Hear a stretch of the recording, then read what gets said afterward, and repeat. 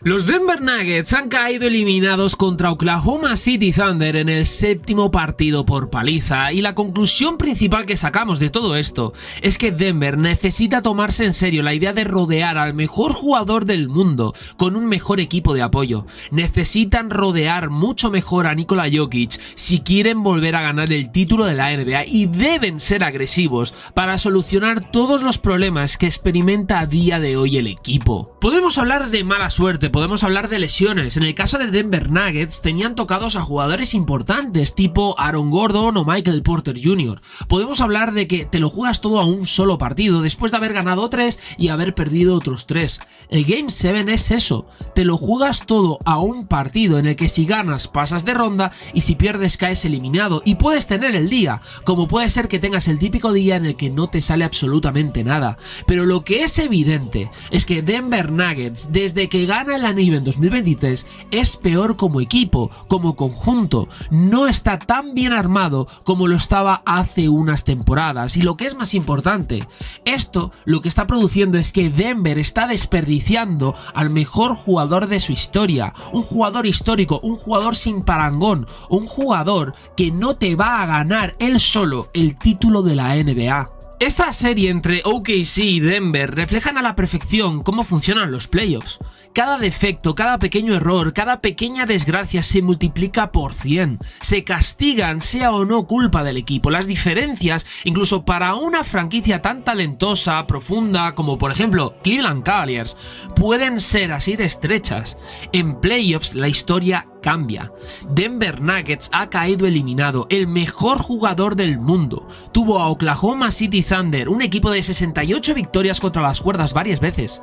Jokic superó al presunto MVP Shai Gilgeous-Alexander en una serie de segunda ronda que duró 7 partidos, pero terminó en una paliza de OKC. Y todas las pesadillas que los críticos tenían sobre los Thunder se materializaron en esta serie. Su inexperiencia en partidos de playoffs cerrados casi con certeza les costó el Game 1 y potencialmente el Game 3 también. Nunca encontraron una opción regular de anotación. Jalen Williams tuvo problemas durante gran parte de la serie y OKC les rogó a Denver Nuggets que ganaran esta serie. Y Jokic lo intentó, pero desafortunadamente para él y para el equipo, solo lo intentó Nikola Jokic. Solo estuvo Nikola Jokic. Esta es la realidad.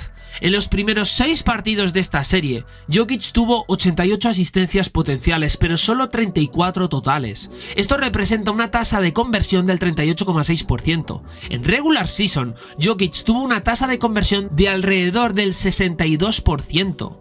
Creó tiros, generó constantemente y sus compañeros los fallaron. La serie se centró, por así decirlo, en los últimos cuartos del Game 4 y del Game 5.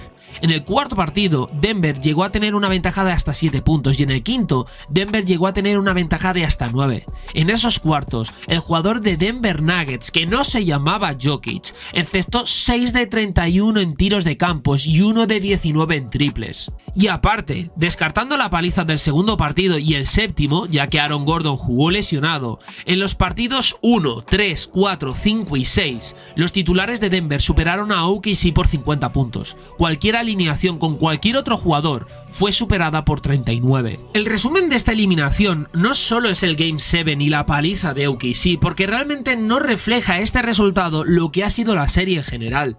Pero lo que sí que refleja lo que es Denver Nuggets como equipo y lo que ha sido en esta serie es Jokic y el resto de jugadores. Unos jugadores que, quitando por ejemplo a Jamal Murray, que de vez en cuando ha sido ese anotador regular que quiere Denver Nuggets y que necesita por otra parte, salvo en este Game 7, y también han tenido a Aaron Gordon, muy importante y clave tanto en la serie contra Clippers como contra OKC Thunder, aunque ha tenido que jugar con molestias, lesionado al igual que Michael Porter Jr. El resto de jugadores de Denver han tenido una anotación entre pobre e inexistente. Podemos hablar aquí de Christian Braun, un jugador que reboteó, que anotó en transición, pero su tiro desde media distancia no es todo lo productivo que debería ser para ayudar a Denver Nuggets. Podemos hablar de Michael Porter Jr., Jr., un jugador que ha estado lesionado del hombro, es cierto, pero su mejor nivel, incluso sano, se aleja bastante del nivel que se le exige teniendo en cuenta lo que cobra en un entorno de playoffs. Y no hablemos ya de Russell Westbrook, un jugador irregular, un jugador que si tiene el día te suma muchísimo, pero si no lo tiene,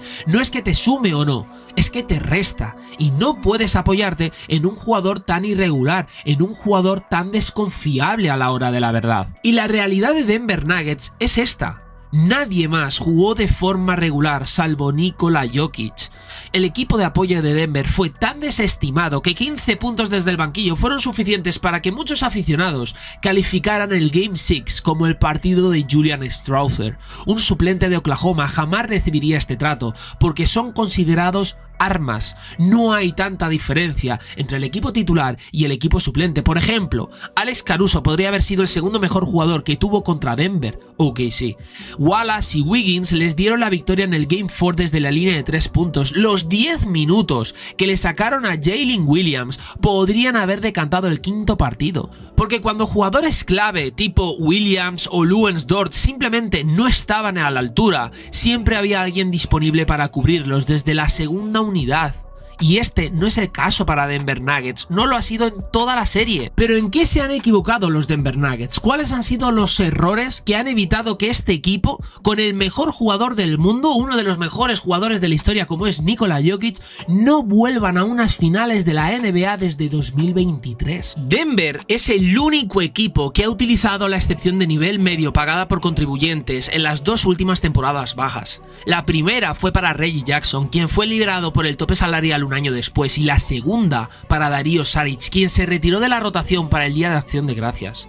En cuanto al draft, seleccionaron a jugadores en los puestos 29, 32 y 37 del draft de 2023 y usaron esos picks en Julian Strawther, Jalen Pickett y Hunter Tyson. Es demasiado pronto para decir que alguno de ellos fue un fracaso, pero la realidad es que ninguno a día de hoy ha demostrado ser capaz de mantener un rol estable en la rotación en playoffs. En agencia libre, y esto es lo más grave, optaron por dejar a KCP sin pagar nada, en lugar de pasar a la segunda división para retenerlo. KCP tuvo un mal año en Orlando, pero es un equipo que también ha sufrido muchas lesiones. Si Denver lo hubiera retenido y hubiera jugado a un nivel remotamente similar al de los últimos años, se puede decir que podrían haber ganado esta serie, o por lo menos podrían haber tenido un apoyo mucho más fiable, mucho más regular. A KCP, Denver no le podía pagar por la extraña renovación que le firmaron a Zeke Naji de 4 años por valor de $32 millones, un jugador que nunca se había sentado de manera regular en la rotación del equipo. Tenían selecciones de segunda ronda de sobra, pero para desprenderse de Reggie Jackson mandaron hasta 3 a Charlotte Hornets. ¿Pueden todavía Denver Nuggets hacer cosas, tomar decisiones que beneficien al equipo, que rodeen mejor a Nikola Jokic? Sí.